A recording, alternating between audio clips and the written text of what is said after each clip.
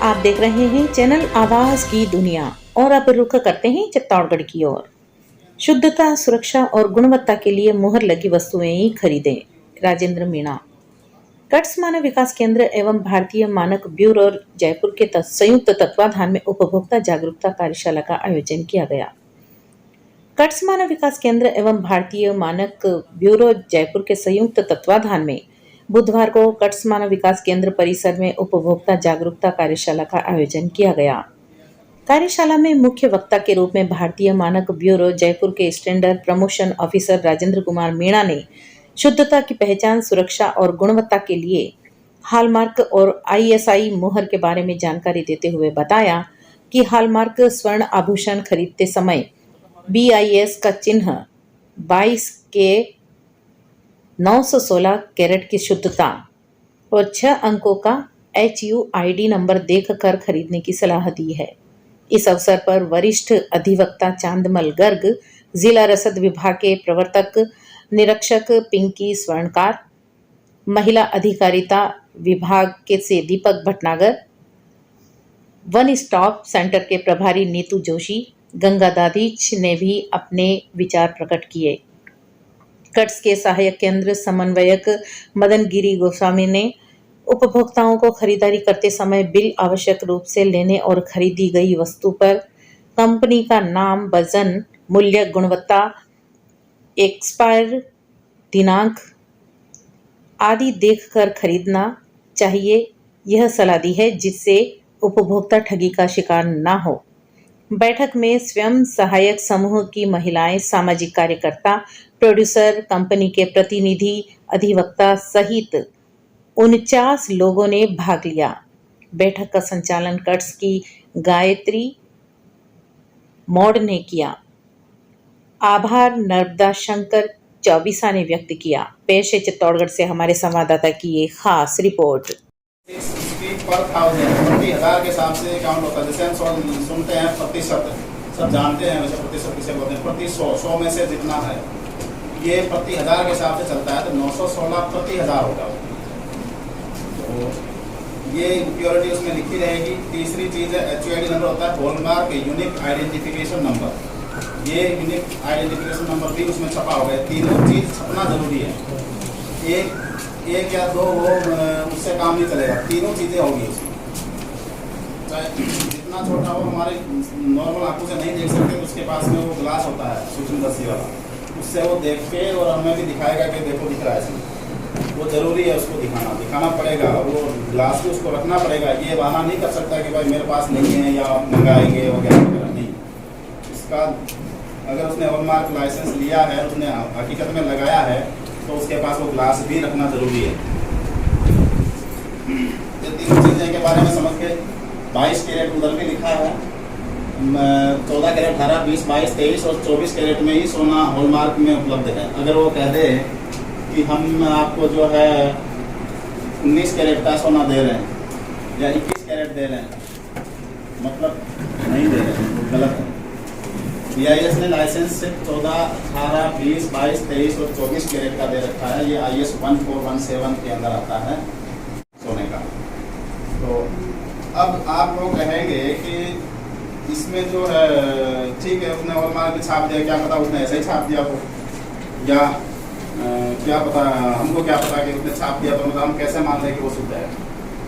उसके लिए मैं आपको बताता हूँ कि जो वो छापेगा वो खुद नहीं छापेगा, उसको हॉलमार्क असाइन सेंटर होते हैं, हर डिस्ट्रिक्ट में होते हैं। जहाँ नहीं है वहाँ अभी मैंडेटरी नहीं किया है, यही इसीलिए 270 जिलों में अभी मैंडेटरी हुआ है।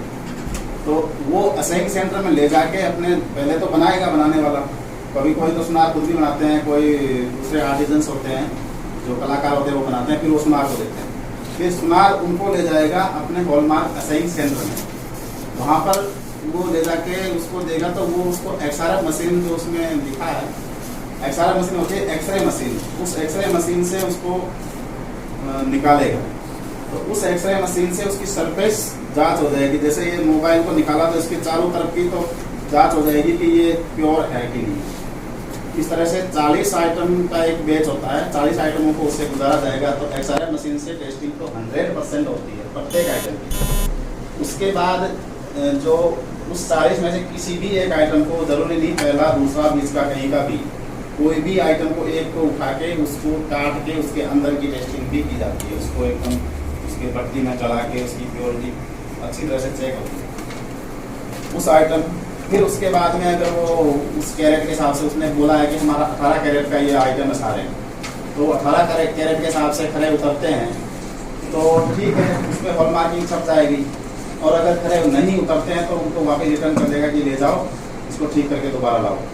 पहली बात तो वहीं रुक जाएगा जहाँ पर पहली अगर प्रोसेस में XRF में अगर वो फेल हो गया तो आगे बढ़ेगा ही नहीं। वो वहीं से मशीन उसको रिजेक्ट कर देगी, इसको वापस दे दो, ले जाओ उधर, उस पर हॉलमार्क नहीं होगा। और अगर वहाँ से आगे गए दूसरी प्रोसेस में फेल हो गया तो अगर एक आर्टिकल को काट के चेक करेंगे उसमें भी अगर फेल हो गया तो भी वो पूरे लॉट को 40 ही आइटम को रिटर्न कर देगा। 40 या 100 जो भी जितने ले जाएगा उसमें सबको भेज देगा कि आप इसको वापस ले जाओ। तो और उसके बाद पहले क्या होता था ताकि कभी कोई जैसे हॉलमार्क सेंटर वाले, हालांकि वो भी BIS लाइसेंस लेके सारा उनको इंस्ट्रक्शंस होते हैं कि इस तरह से आपको चेक करना है, उस हिसाब से करना पड़ता है उनको। फिर भी अगर कोई जैसे कर देते थे कि मैनुअली एडिट कर दिए, जैसे 916 होना चाहिए 22 कैरेट में, 916 पर 1000 प्योरिटी होनी चाहिए, मतलब 24 कैरेट होता है 100% शुद्ध, उसमें कुछ भी मिलावट नहीं होती है, एकदम प्योर सोना 100% वो 24 कैरेट होता है। लेकिन 24 कैरेट के आभूषण मिलते ही नहीं है मार्केट में, बनाते भी नहीं है। 24 कैरेट का कोई बोल के दे रहा तो मतलब वो नहीं दे रहा है, तो नहीं होता। हालांकि ऐसा नहीं है, नियम नहीं है कि नहीं होता है, हो भी सकता है, लेकिन जनरली नहीं बनाते हैं। उसके बाद 22 कैरेट से उससे स्टार्ट होता है। 22 कैरेट में 916, अगर उसमें 915.9 भी हुआ तो भी वो हॉलमार्क नहीं होगा। और उसकी जो रिजल्ट है, जो 2-3 प्रोसेस से वो गुजरता है, उसके रिजल्ट डायरेक्टली मतलब सर्वर में चढ़ते हैं। ऐसा नहीं है कि जैसे मशीन में हम कर रहे हैं काम और उसमें एडिट कर दिया कि ठीक है 916 15 आया तो उसको एडिट करके 916 कर दिया, ठीक है ओके, ऐसा नहीं कर सकता। उसका रिजल्ट ऑटोमेटिकली BIS के सर्वर में चला जाएगा, BIS की तरफ से वो HUID जनरेट होगा, तब उसमें छपेगा। वो छपने के बाद इसलिए हम ये श्योर हो सकते हैं कि अगर कहीं हॉलमार्क लगा हुआ है किसी भी सोने में तो वो एकदम शुद्ध है, मतलब उस हिसाब से है। शुद्ध का मतलब ये नहीं कि वो 24 कैरेट है, वो अगर उसने 18 कैरेट का हॉलमार्क छपा है तो 18 कैरेट मिलेगा। अगर सोनार ने बोल हम ले लिया, हमारा पुराना जानकार है, पिछले 20 साल से हम इसी से ले रहे थे, आप उसके बाद दोबारा उस आइटम को लेकर जाइए साल भर बाद में, वो बोल देगा कि इसमें इतनी ये घिस गया, ये इसमें ये हो गया, ये थोड़ा सा गंदा हो गया, मेला हो गया, इसमें इतना ये, वो कुछ ना कुछ बहाना बना के आपको सेटिस्फाई कर देगा कि हाँ इसमें 1000 रुपये कमी होगी। लेकिन ऐसा नहीं होता है, सोने का आभूषण में ऐसा बिल्कुल नहीं होता है। वो फर्क वहीं आएगा, उसने उस समय 22 के रेट बता के दिया था लेकिन वो 21 ही था, अब वो 21 की रेट हमको दे रहा है वापस। तो इसीलिए कहने का मतलब हॉलमार्क छप गया मतलब प्योर है। अब आप पुराने जो आभूषण ले रखे होंगे पहले जिनमें हॉलमार्क नहीं था, उनको भी चेक करवा सकते हैं। अपने हॉलमार्क असेंट सेंटर होता है, हर डिस्ट्रिक्ट में होता है, आपके चित्तौड़ में भी होगा शायद। एक्चुअली मैं टेक्निकल नहीं हूँ, मेरा काम है जो मार्केटिंग है, इसलिए मुझे ज़्यादा जानकारी नहीं होती है टेक्निकल चीज़ों की, लेकिन चित्तौड़ में होगा। आप कहीं पता करेंगे तो वहाँ अपने पुराने आभूषणों को ले जाके हॉलमार्क करवा सकते हैं। 35 रुपये प्रति आर्टिकल के हिसाब से लगता है। और उसमें भी जैसे कोई 2 अलग अलग चीज़ें होने लायक हैं, जैसे कान का होता है, उसमें कान का उसके बाद ऐसे उसको टाइट करने का अलग होता है, तो उन दोनों में अलग अलग HUID छपेगा। HUID नंबर यूनिक होता है, प्रत्येक का अलग अलग होता है। जैसे हमारा आपका सबका आधार कार्ड अलग अलग है, किसी का मैच नहीं कर सकता, किसी का मोबाइल नंबर मैच नहीं कर सकता, उसी तरह से HUID नंबर किसी भी आर्टिकल का मैच नहीं कर सकता। अगर वो कान का है तो कान वाले का और उसका जो पेज है उसका दोनों का HUID अलग अलग होगा।